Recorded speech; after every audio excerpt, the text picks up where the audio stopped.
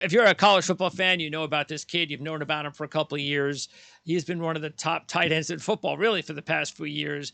But he does look like, as expected, he's getting a little bit better each year. He's refining his skills, especially as a blocker.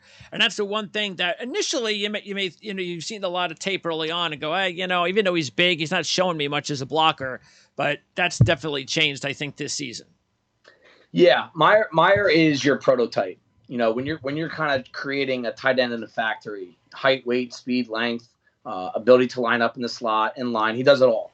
And I think that's one thing that's going to make everyone feel safe with him. I do see – I don't think there's a bona fide number one tight end in this class, meaning guys that stand out among the others. Pitts. Oh, you mean like – Right. There's no Pitts. There's no Vernon Davis. There's no – Travis Kelce was not a first-round pick, but I don't see that kind of athlete or difference maker in the passing game in this group.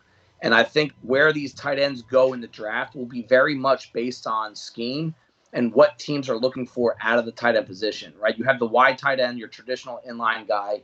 You have your F tight end that is going to move in motion and line up in the slot and try to create things after the catch. And you can make a case that there's a couple other guys behind Meyer that are going to be better suited for that role. But if you are looking for your prototype wide tight end, he's going to be in line. He's going to be in the slot. We're going to move him around.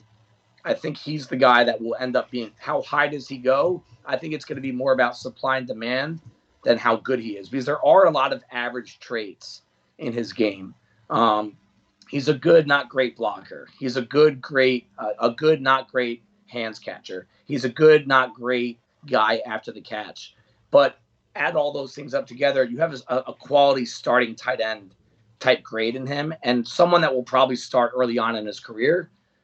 But what are you really expecting out of the upside here? You're probably looking at a Hunter Henry type, currently with the Patriots, originally drafted by the Chargers.